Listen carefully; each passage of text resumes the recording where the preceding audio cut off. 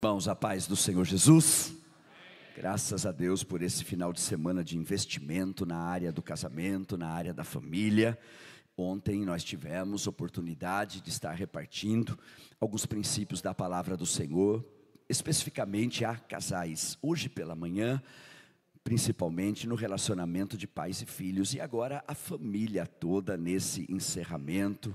Que presença maravilhosa do Espírito Santo em nosso meio, porque verdadeiramente Ele habita no meio dos louvores. É importante nós mencionarmos, o salmista disse: cantai ao Senhor. Hoje, falando de uma maneira geral, em muitos lugares, mais se canta ao povo do Senhor, na horizontal. Só pode ser chamado louvor o que é dirigido a Ele, cantai ao Senhor. E como nessa noite todos juntos falamos de Jesus, cantando a Ele, Ele manifesta essa presença maravilhosa que nós estamos aqui desfrutando nesta noite.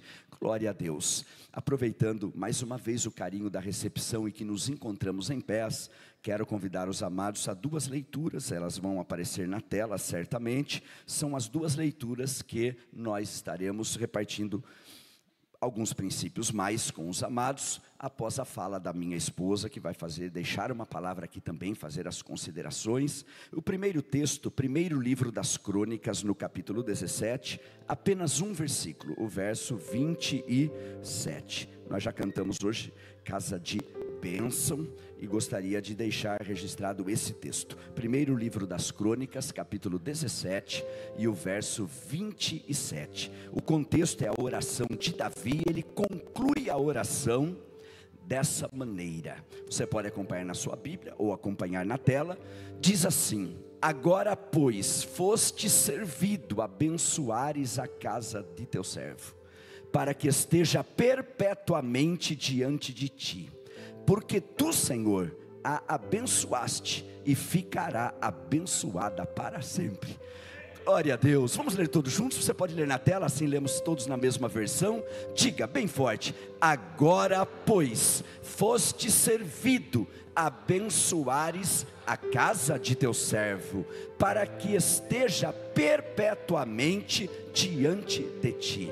Porque tu, Senhor, a abençoaste e ficará abençoada para sempre. Você acredita nessa palavra que você disse nessa noite? Aleluia. Você pode repetir comigo assim? Diga: minha casa é abençoada. Aleluia, glória ao nome do Senhor. Existe um segundo texto que gostaria de repartir nessa fala inicial. Segundo livro dos Reis, segundo e último texto, segundo livro dos Reis, capítulo 4. Apenas o verso 26 está no contexto de uma mulher que recebeu 2 milagres, a sunamita. O primeiro milagre, ela não podia ter filhos, e Deus deu um filho a ela. No decorrer da caminhada, esse filho adoeceu, morreu, e através do ministério do profeta foi ressuscitado. 2 milagres é o contexto desse único versículo que estamos deixando aqui aos amados. Não sei quantos aqui ainda acreditam que Ele ainda é um Deus de milagres, ainda realiza milagre no casamento, realiza milagre na família. Olha esse texto, segundo Reis 4, 26, diz assim: agora pois, corre-lhe ao encontro e dize-lhe: vai bem contigo, vai bem com teu marido, vai bem com teu filho. E ela disse: vai bem. O resumo daquelas perguntas é: vai bem com a tua família? E nós precisamos de encontrar essa resposta nesta noite. Quantos receberam esses 2 textos de coração aberto? Tome seu assento glorificando o nome do Senhor.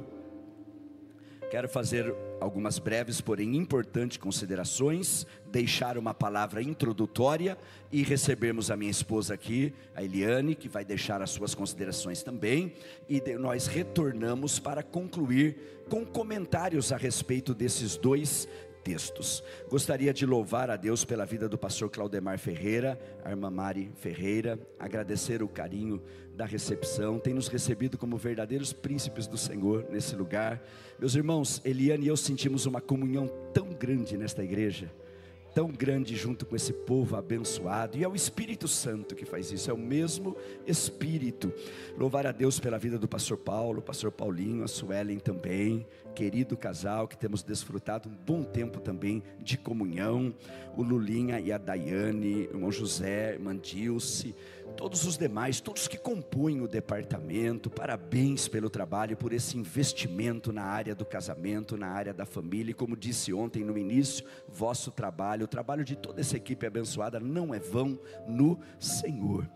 Glória a Deus. Meus irmãos, nós gostaríamos de, sendo um final de semana de investimento na família como um todo, Congresso Geral de Famílias, deixar uma breve reflexão também para os solteiros, para que eles não fiquem de fora também. Para isso eu gostaria de perguntar, quantos casados e casadas nós temos aqui nessa noite? Por favor, levante a mão. Todos casados, casadas, obviamente é a maioria dos que estão aqui. Agora nós temos solteiros e solteiras também, levante a mão, bem alto, solteiros e solteiras que nós temos aqui. Pode levantar a mão, solteiros, solteiras que nós temos aqui. Quem levantou as duas mãos, o que é? Pressa. Glória a Deus pelos solteiros, solteiras que nós temos. Que bom que vocês estão aqui também. Vocês já têm sido ministrados, ensinados, não há sombra de dúvida.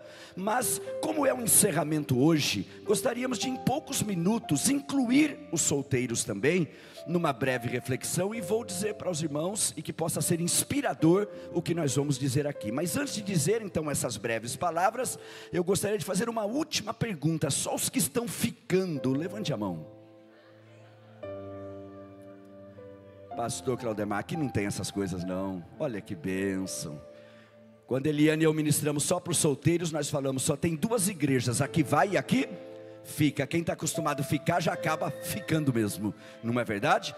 Porque o rapaz que namora uma moça sem a intenção de casar com ela, está namorando a mulher de outro homem, e vice-versa, não é verdade? É muito sério isso. Muito bem, então nós conhecemos as pessoas as quais estão nos ouvindo aqui, possivelmente através dos recursos da internet também. Compartilhei isso com os amados, para deixar registrado e incluir os solteiros. Leve com muita seriedade o que vou dizer agora, em poucos minutos, porque pode mudar um destino, uma vida. O que é? Falando especificamente aqueles que ainda vão tomar a decisão de um futuro casamento.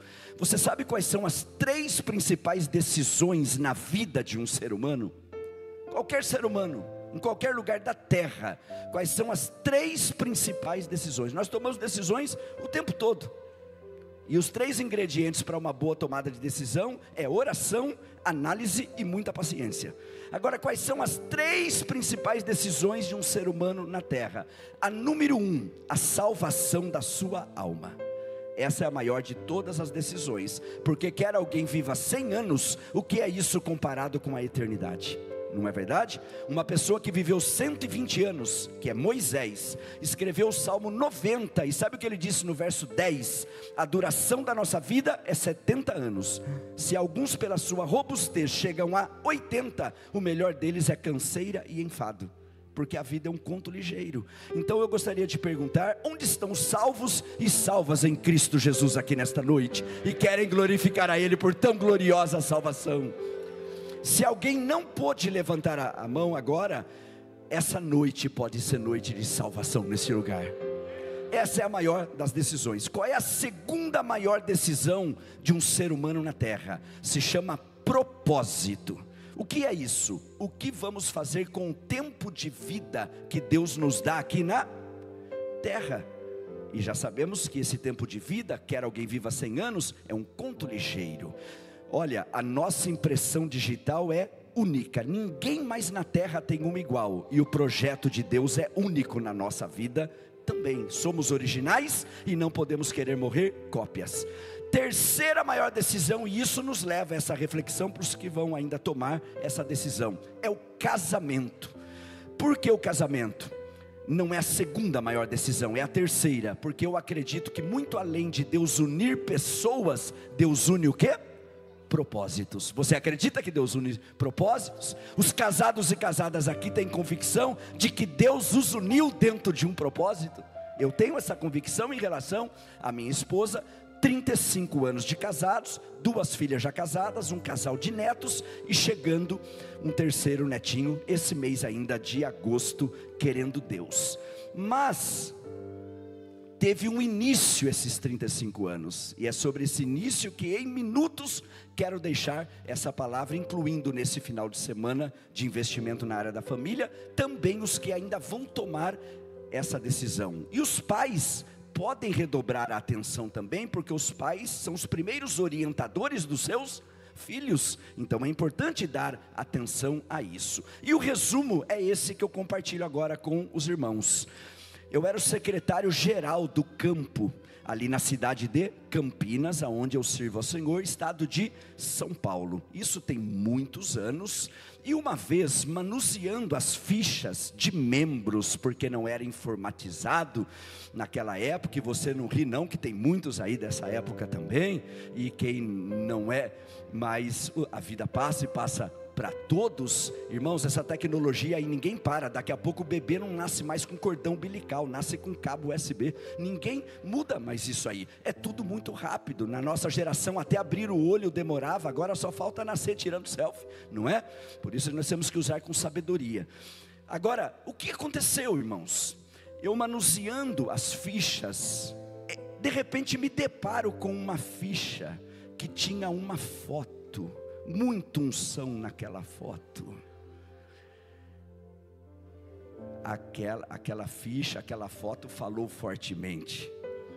Aí eu aprendi bem cedo que oração termina com ação. Então tem a hora de entrar no quarto, orar ao Pai que está em secreto, mas tem a hora de sair do quarto e tomar posse do que foi gerado na oração. Então senti um desejo muito forte de pregar naquela congregação, e vou fazer uma confissão pública aqui aos amados irmãos. Por pura bondade de Deus, a gente roda esse Brasil inteiro o tempo todo, até o momento 19 países o Senhor permitiu nós estarmos. Nós estamos indo agora, a próxima semana no Pará, e depois na outra retornando aos Estados Unidos, para passar mais 2 meses de ministrações lá, porque fomos em abril, setembro e outubro. Tudo isso é bondade de Deus. Agora, nunca se oferecendo, porque o honroso é ser convidado, não é verdade? A minha confissão pública é essa que eu digo aos irmãos. Essa foi a única vez, a única ocasião. Eu procurei o dirigente daquela congregação e disse: olha, você que está dirigindo aquela congregação, sou eu. Eu disse assim: o culto de jovens lá deve ser uma bênção, não é? Ele é uma bênção. Eu falei: a mocidade lá deve ser avivada.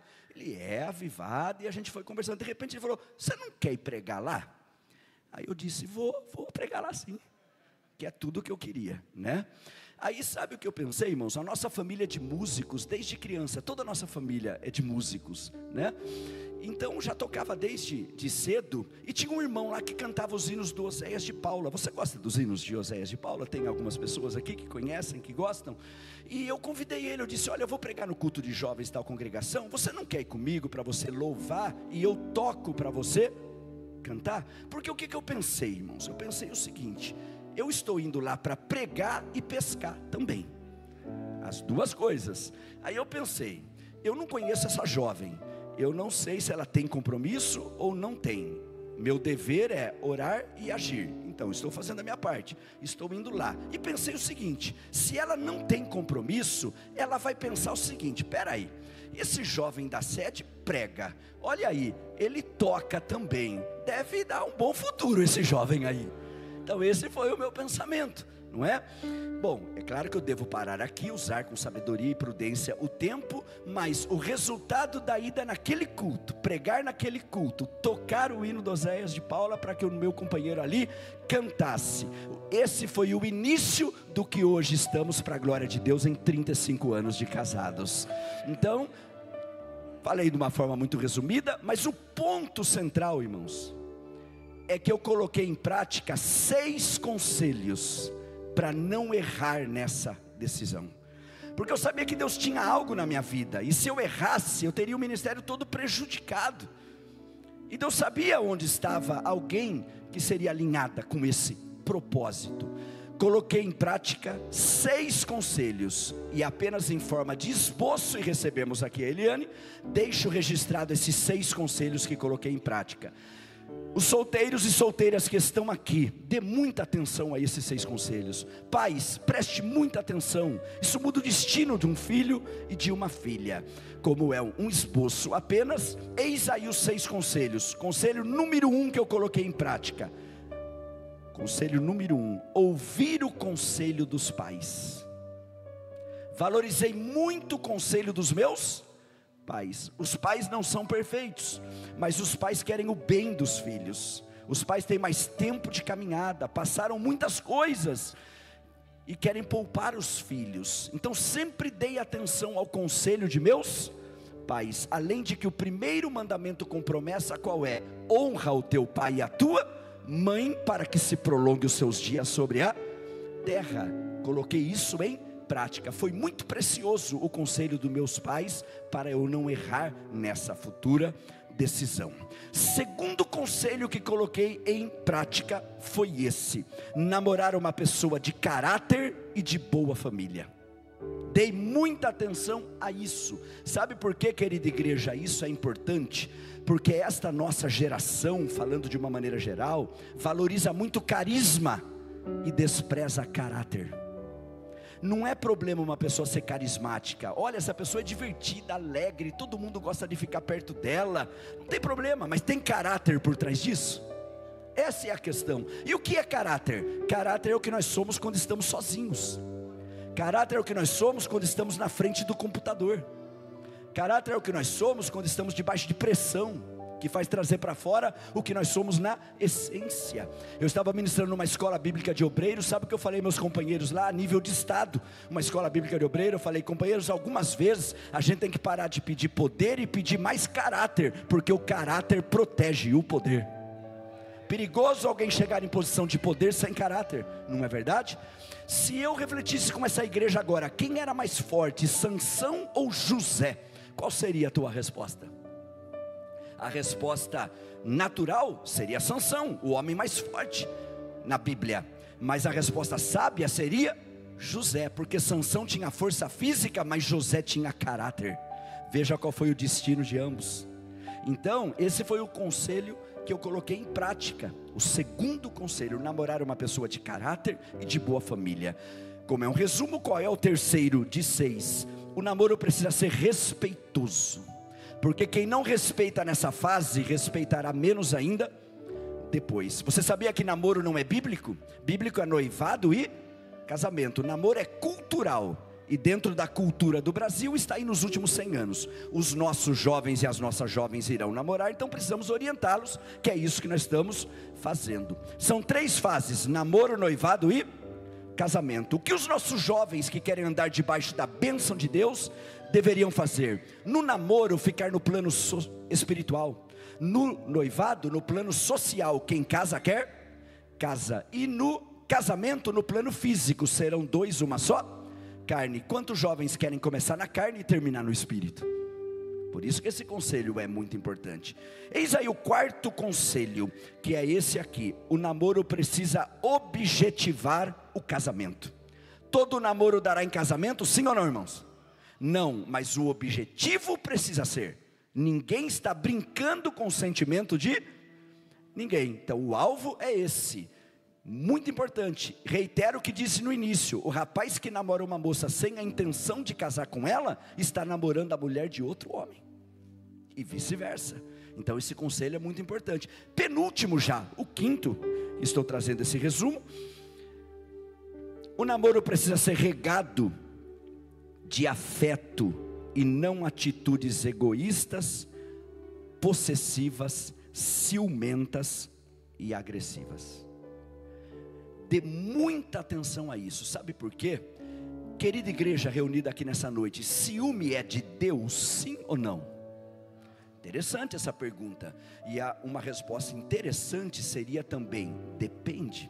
Porque a Bíblia diz que o Espírito Santo tem ciúme de nós. Mas que tipo de ciúme? O Espírito é santo, então existe algo legítimo nesse sentido. O que é legítimo? Quem ama, cuida. Por que que o Espírito Santo tem ciúme de nós? Propriedade exclusiva de Deus, e quem ama, cuida. Agora, o que eu me refiro aqui é um ciúme doentio. Não pode olhar para a direita, não pode olhar para a esquerda, não pode conversar com esse, não pode conversar com essa. Você já viu esse tipo de coisa acontecendo? E o que que a história e a vida tem mostrado? Depois melhora ou piora? O divórcio começa no namoro. O namoro já dá um vislumbre se esse relacionamento será a antessala do céu ou uma tragédia. Então é importante. Olha uma experiência que vivemos. Nós fomos ministrar no retiro de jovens, 3 dias, milhares de jovens, uma outra denominação, mas uma séria denominação, alojamento dos meninos, alojamento das meninas, e muitos períodos de ministração. Em um dos intervalos, veio uma jovem, e ela chegou até nós, ofegante, assim: pastor Aguinaldo, eu preciso falar com o pastor. Eu disse: calma, filha, o que está acontecendo? Sabe o que é, pastor? O meu namorado também está aqui no evento, e se ele vê eu conversando com o pastor, mesmo que a irmã Eliane está junto, ele vai brigar comigo e fazer a gente ir embora. Eu disse: puxa, mas ele é muito ciumento. Ela disse: esse é o problema, ele é muito ciumento, eu preciso de um conselho. Eu disse: filha, sente aqui, nós vamos te aconselhar como aconselhamos nossas filhas, que já são casadas, mas nós as aconselhamos. Ela disse: pastor, não posso sentar, eu já preciso voltar, tem que ser rápido. Eu disse: mas minha filha, você quer um conselho tão complexo assim, em uma frase? Incrivelmente ela me disse: isso, pastor Aguinaldo, se possível numa frase. Eu disse: como eu vou aconselhar numa frase uma situação dessa? Entendi que a melhor coisa a ser dita a ela foi essa. Eu olhei bem nos olhos daquela jovem e disse assim: sai fora enquanto é tempo. Foi o conselho que eu dei. Você acredita que foi um bom conselho? Não sei o que ela fez, mas a tendência daquilo, não que a pessoa não possa ser transformada, sempre acreditamos em transformação, mas a experiência de vida tem mostrado que geralmente isso piora, e precisa dar atenção antes de tomar a decisão. Sexto e último, encerro aqui esses conselhos. Sexto e último: se um jovem ou uma jovem da Assembleia de Deus em Marechal Cândido Rondon chegasse para mim hoje, para Eliane, e dissesse: pastor Aguinaldo, irmã Eliane, quem é uma boa pessoa para eu me casar? A nossa resposta seria essa: alguém que te leva para mais perto de Deus, alguém que antes de amar você, ama Deus e tem prazer de estar na casa de Deus. Quantos compreendem esses conselhos nesta noite? Fique com esta palavra. Quantos recebem com alegria? Minha esposa, irmã Eliane, deixará aqui as considerações, e eu retorno, sendo já sabedor do tempo que nós temos aqui nessa noite, para falarmos sobre aqueles 2 versículos que nós lemos inicialmente. Irmã Eliane.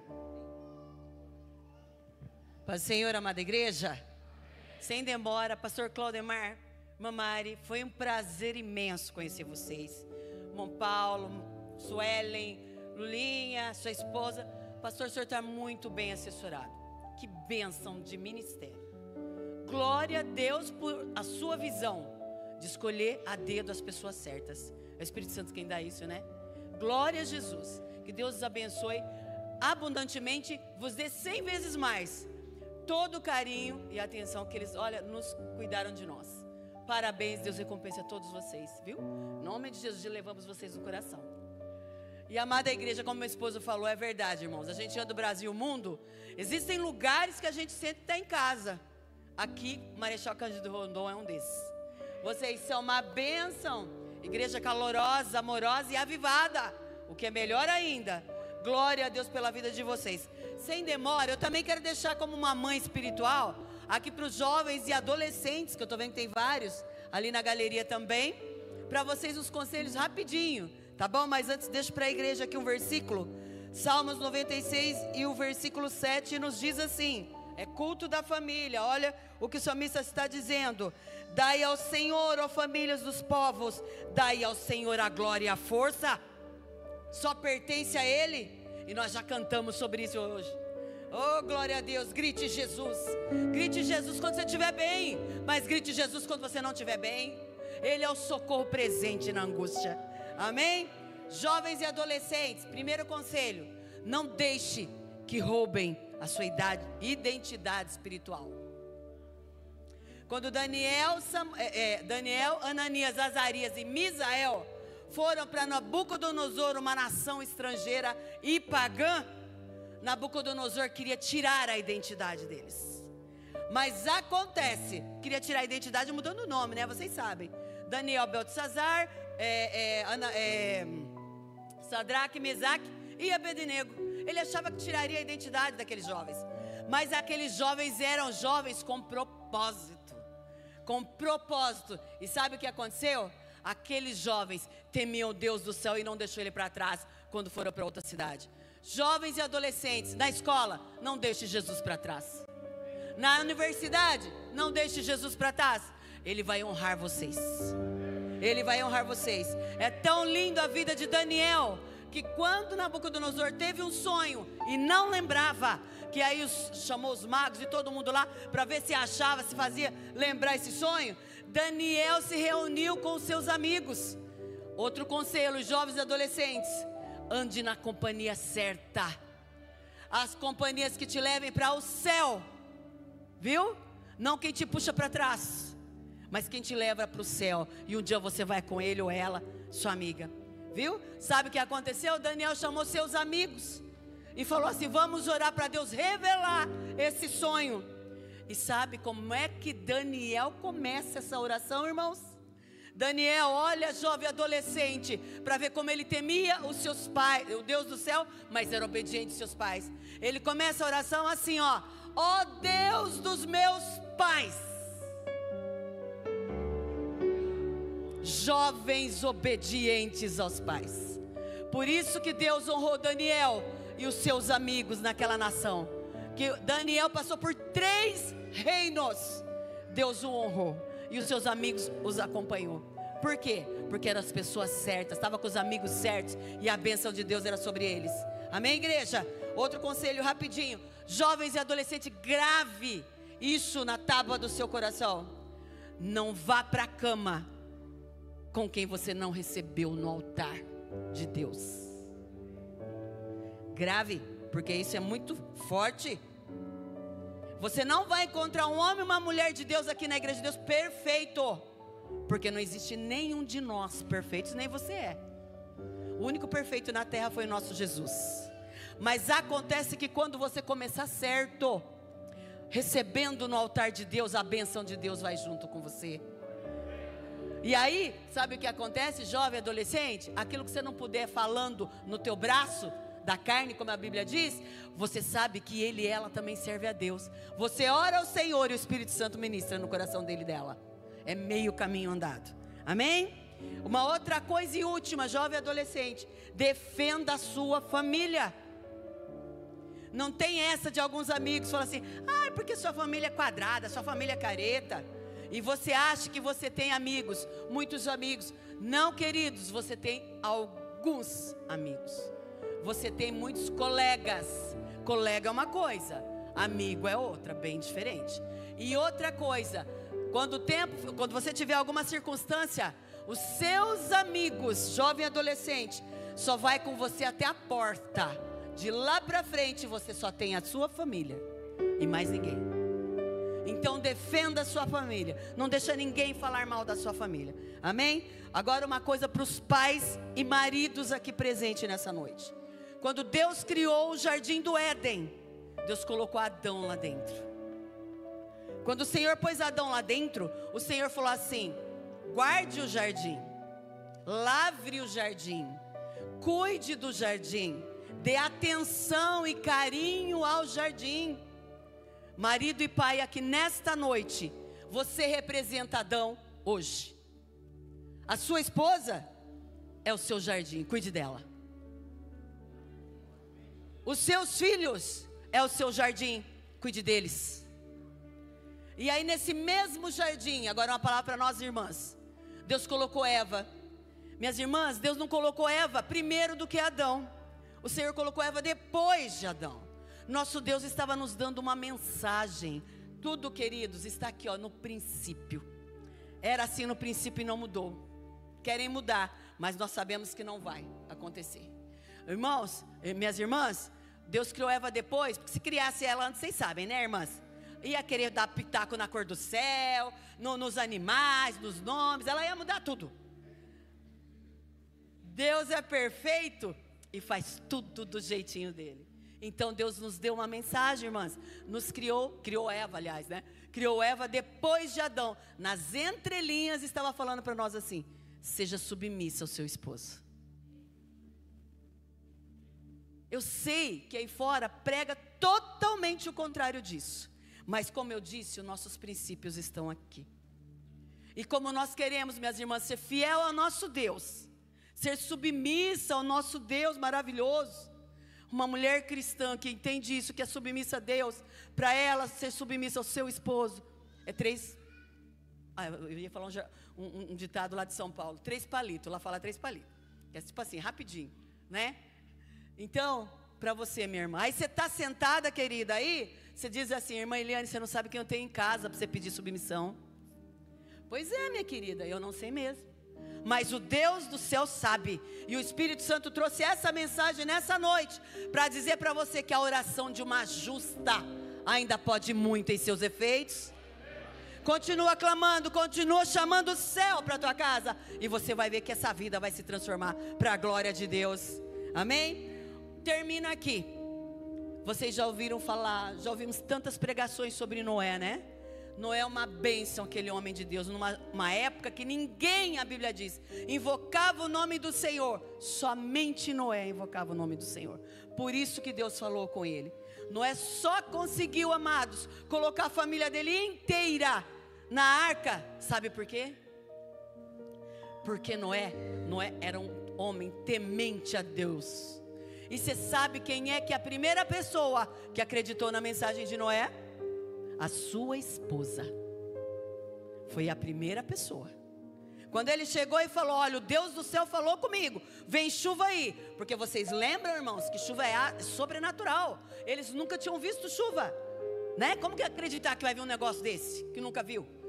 Mas o que? Ela acreditou, porque ela falou assim: se o meu marido, que é homem de Deus, falou que vem chuva aí, é porque vai vir chuva. Eu acredito. Aí sabe quem é a segunda pessoa que acreditou em Noé? Os seus filhos.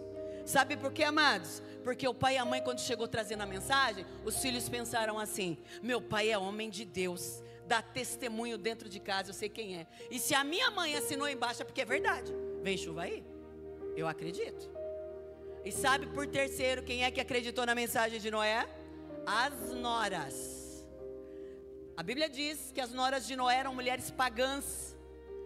E elas acreditaram na mensagem do sogro, meus irmãos, porque elas conviviam dentro de casa no dia a dia com o sogro.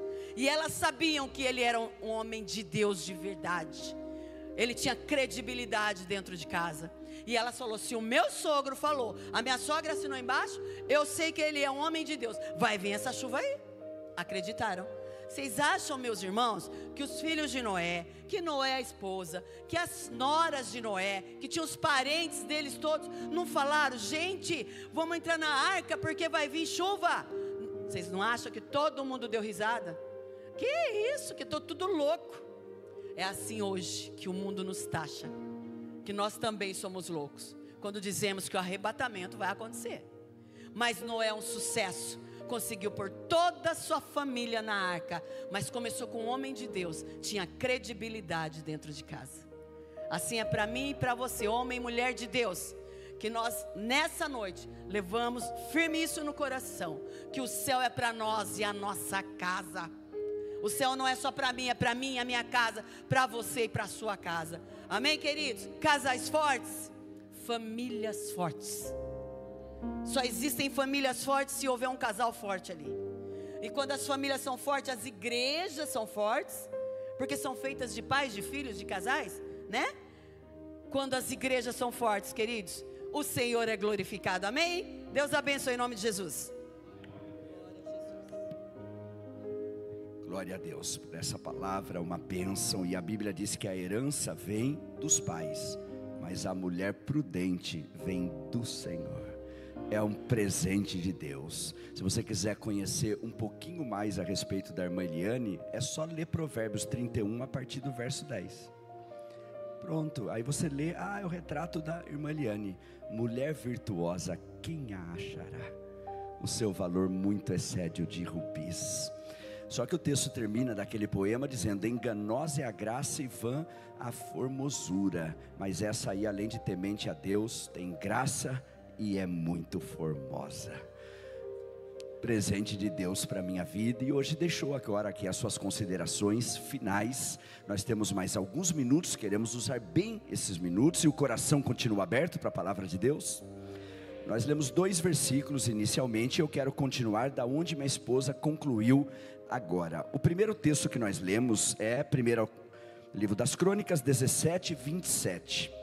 Apareceu ali na tela, todos nós fizemos a leitura, e a razão de eu ter levado os amados a esse texto, que termina dizendo: porque tu, Senhor, abençoaste e ficará abençoada para sempre a minha casa, é para chamar a atenção de todos nós nesse encerramento de um congresso de família, que a palavra de Deus mostra muitas casas que foram abençoadas por Deus, e em cada uma dessas casas existe o destaque em uma área, e eu gostaria de mencionar algumas poucas dessas casas. O texto vai aparecer na tela, e a primeira casa que eu quero mencionar que foi abençoada é essa que acabamos de ouvir, a casa de Noé.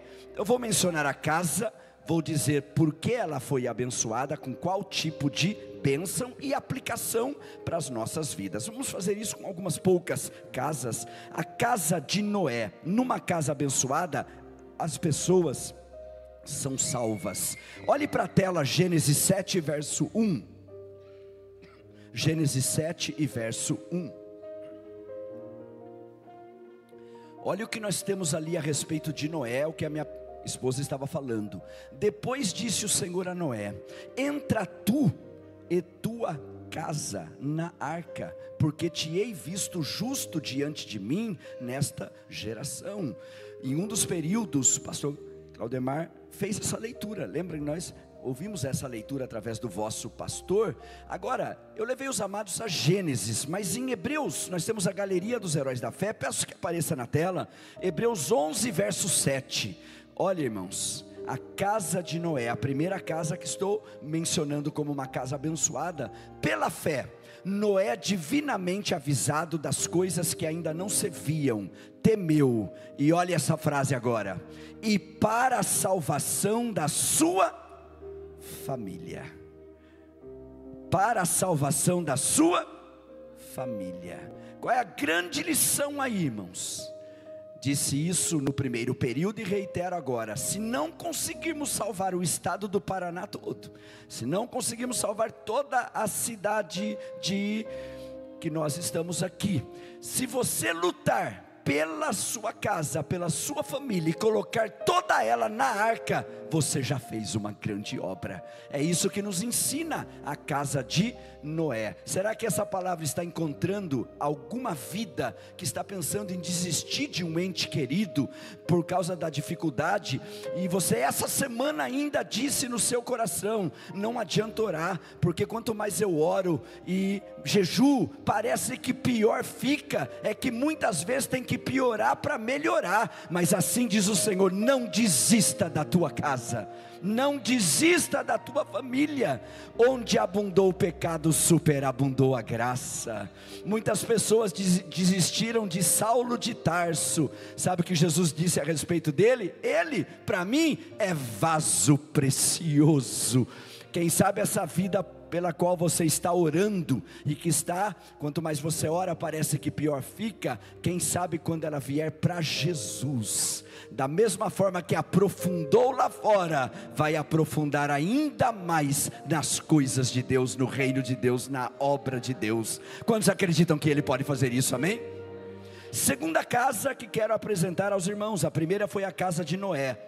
Pastor Paulinho leu aqui a respeito, hoje no início, e eu já estava no coração de falar a respeito dessa casa. A casa de Abraão é a nossa segunda casa. E qual é a grande lição? Numa casa abençoada, tem pessoas que são bênçãos. Qual foi o texto de Gênesis que foi ali para a tela, se puder retornar? Gênesis 12, a partir do verso 1, segunda casa, casa de Abraão. Por que é importante essas casas que nós estamos mostrando? Porque a aplicação de tudo isso é que essas bênçãos devem estar na nossa casa. Ora, o Senhor disse a Abraão: sai-te da tua terra e da tua parentela e da casa de teu pai, para a terra que eu já te mostrei. Certo, irmãos? É assim que está, irmãos? Para a terra que eu te mostrarei.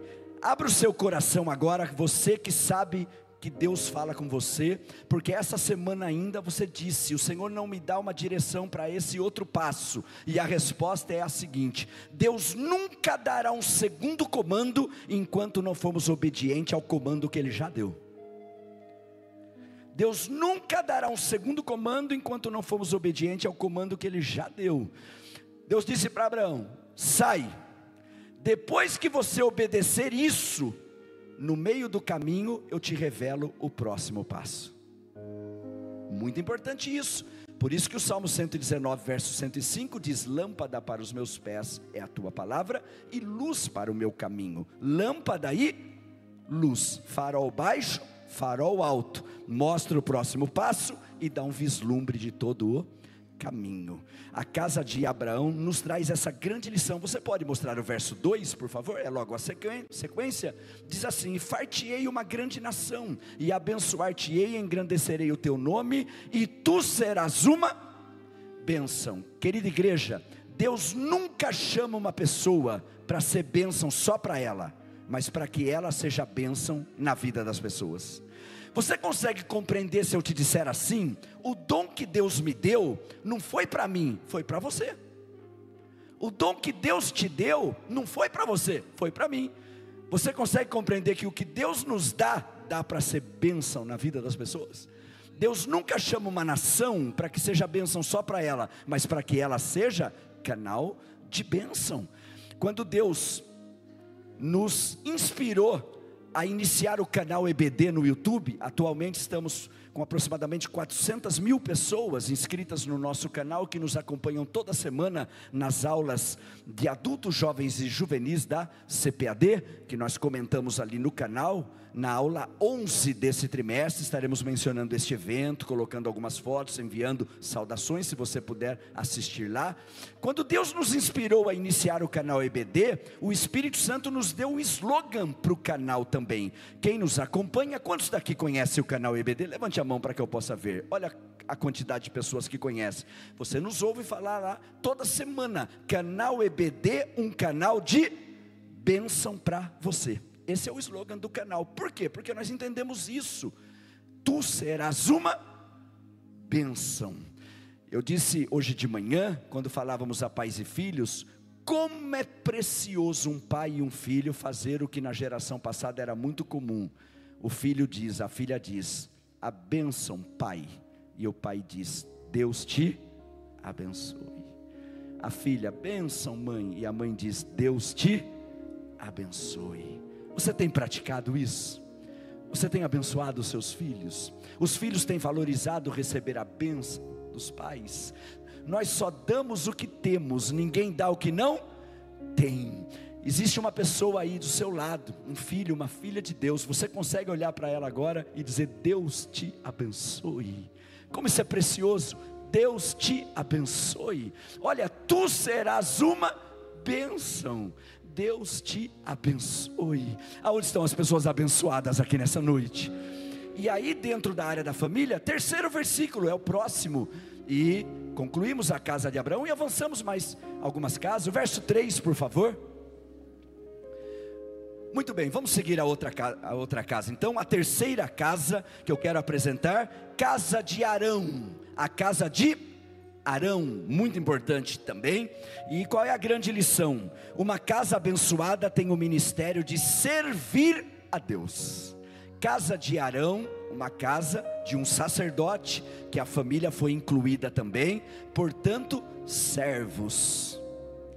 O que a casa de Arão abençoada nos ensina?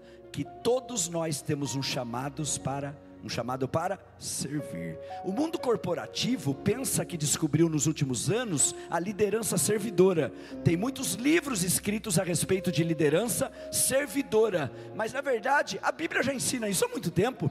Jesus disse: o Filho do Homem não veio para ser servido, mas para servir.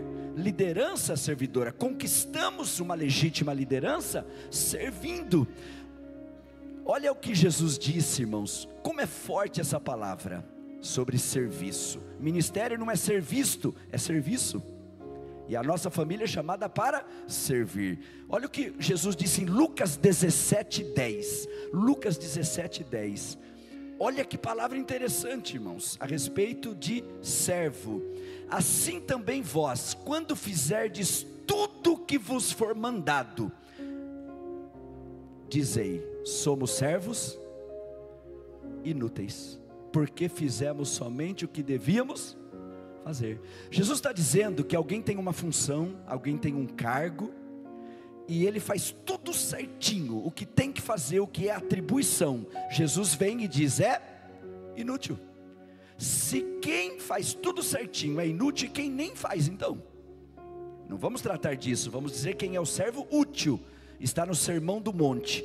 Se você for convidado para andar 1 milha, faz o quê? Anda 2. Quem é o servo útil? O que vai além, o que anda a 2ª milha, o que faz além do que se espera. Aonde estão os servos e servas úteis aqui nesta noite? Esse é o nosso chamado, ser canal de bênção, servir. Nos realizamos servindo dentro da vocação de cada um. E como se descobre a vocação? De muitas maneiras, e temos ministrações específicas que não é o caso hoje, mas você pegue a palavra chamado e tire a última sílaba. O que sobra se você pegar a palavra chamado e tirar a última sílaba? O que sobra? Chama. O que é um chamado? É uma chama que arde. O que é que arde no seu coração? Glória a Deus. O que arde no seu coração é o chamado para servir no reino de Deus. E essa é a casa de Arão. Claro que nós devemos caminhar. Mais uma casa, ainda podemos falar, casa de Josué, muito conhecida, uma casa abençoada, é onde se decide servir a Deus. Josué disse assim, em 24:15, Josué 24:15, esse texto é muito conhecido, está muito presente em trabalhos de família, mas esse texto mostra não só a decisão, mas a importância de fazer uma escolha. Eu vou destacar a palavra, olhe para a tela. Porém, se vos parece mal aos vossos olhos servir ao Senhor, escolhei hoje, essa é a palavra-chave, escolhei quando? Hoje. O que precisa decidir, tem que decidir hoje. O que Deus quer fazer nessa noite, fará hoje. Daqui a alguns minutinhos nós vamos orar. Você acredita que nesse momento de oração o Espírito Santo pode operar poderosamente em nosso meio? Aleluia! Porque o que Ele tem para fazer hoje, é hoje que Ele fará. Agora as nossas decisões têm que ser tomadas também. Escolhei hoje a quem servais. Agora tem algo importante. Se os deuses a quem serviram vossos pais, que estavam além do rio, ou os deuses dos amorreus em cuja terra habitais. Sabe o que Josué está dizendo? Está dizendo, vocês têm um histórico familiar, vocês têm antepassados que tomaram decisões erradas, fizeram escolhas erradas, mas Josué está dizendo, Deus está dando a vocês agora a oportunidade de fazer uma escolha diferente. Aonde estão as pessoas que querem escolher hoje fazer uma história daqui para frente diferente na sua descendência? Glória a Deus. Quem sabe pessoas vão decidir nessa noite, de coração, a se posicionar. Senhor, eu tenho levado essas questões de uma tal maneira, mas nessa noite eu escolho, tomo uma firme decisão. Senhor, por bondade e misericórdia, atua de uma forma sobrenatural na minha vida, para que seja construída uma nova história, que vai influenciar toda a minha descendência, até 1000 gerações. Quantas pessoas preocupadas, eu tive um conhecimento, a pessoa pensa de algum histórico, pessoas que se envolveram com coisas ruins, pessoas que lá atrás fizeram coisas, não no âmbito de bênção, mas de maldição, e a pessoa preocupada, e isso será que está afetando a minha vida e a minha família agora? Descansa quanto a isso, sabe por quê? Não é possível estar debaixo de bênção e maldição ao mesmo tempo. Se você está debaixo da bênção de Deus em Cristo, nenhuma maldição chegará na tua tenda, na tua casa, ainda que 1000 caiam ao seu lado, 10.000 à tua direita, tu não serás atingido. Glória ao nome do Senhor. Então esta casa nos ensina isso, a questão da decisão. E olha a decisão que ele tomou, podemos repetir em coro aqui. Ele disse a partir do porém, vamos ler todos juntos a partir do porém, diga, porém, Essa é a nossa decisão nessa noite no Congresso da Família. Vou mostrar aos irmãos mais 2 casas e fechamos aqui, para termos um tempo para nós orarmos. Casa de Obed. Você já ouviu falar de Obed? Essa casa foi muito abençoada porque ela abrigou o que na casa? A arca, que representa a presença. E o texto que eu quero deixar, 2 Samuel capítulo 6. 2 Samuel capítulo 6. Enquanto o texto vai para a tela, essa casa nos ensina: uma casa abençoada recebe de Deus prosperidade. Prosperidade é ausência de necessidade. 2 Samuel 6, verso 11, por favor. Verso 11: e ficou a arca do Senhor em casa de Obed-edom, o geteu, 3 meses. Olha a nossa palavra-chave aqui, que é casa abençoada. E abençoou o Senhor a Obed-edom e a toda a sua casa. Por causa do que? Da presença. A bênção do Senhor enriquece e não acrescenta dores.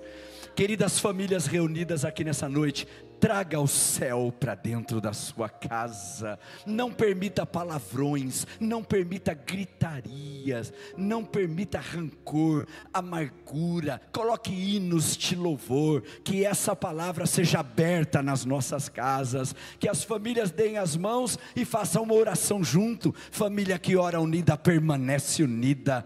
Traga o céu para dentro da sua casa. E o texto de Crônicas que deu origem a essa breve reflexão que nós estamos realizando, foi a oração de Davi. Apresento os irmãos a última casa, a casa de Davi. E qual é a grande lição? Uma casa abençoada tem promessas de Deus. Leva os amados ao texto de 2 Samuel, capítulo 7 e verso 26. 2 Samuel 7, 26. A última casa. Engrandeça-se o teu nome para sempre, para que se diga: o Senhor dos exércitos é Deus sobre Israel, e a casa de teu servo será confirmada diante de ti. A casa de Davi tinha uma promessa. Quantos daqui tem promessa de Deus na sua vida? Quero deixar um conselho da palavra a respeito disso. Não tenta ensinar Deus a trabalhar. Não coloque um ponto de interrogação onde Ele já pôs um ponto final. Deus prometeu, mas como Ele vai fazer? Isso não pertence a nós, isso pertence a Ele. A jovem Maria nos ensina isso. O anjo disse que ela ia conceber pelo poder do Espírito Santo. É claro que ela não entendeu como isso ia acontecer, mas ela pensou assim: a visita é de um anjo de Deus, é Deus que está falando. Eu não entendo o plano completo, mas se é de Deus, cumpra-se em mim a tua palavra. É assim que se recebe a promessa de Deus. Vamos ao segundo e último texto e fechamos aqui para nós orarmos. Segundo livro dos Reis 4:26 é o nosso último texto. Eu peço que você redobre a sua atenção nesses minutos agora, que nós estamos concluindo. Vamos dizer breve, porém muito objetivo. Segundo livro dos Reis 4:26, aquelas perguntas, e aqui nós concluímos. 2 males. Irmãos, eu não sei quem canta, nós não conhecíamos, né? Esse último hino, irmã Mari, que o grupo cantou, mas que coisa extraordinária. A gente gostaria depois de saber quem canta, tudo, para a gente se apegar mais a esse hino, que fala a respeito do nome de Jesus. E é claro que quando falamos esse nome precioso, o Espírito manifesta em nosso meio, como manifestou. E eu observei, mas isso já estava no meu coração, que uma das coisas que estava na letra do hino foi depressão e ansiedade. Os irmãos se lembram disso, que estava na letra do hino? Nós já respondemos a maior parte dessas perguntas no congresso, em todo final de semana. Vai bem com teu marido ou tua esposa? Já tratamos disso ontem. Vai bem com teu filho? Já tratamos isso hoje de manhã.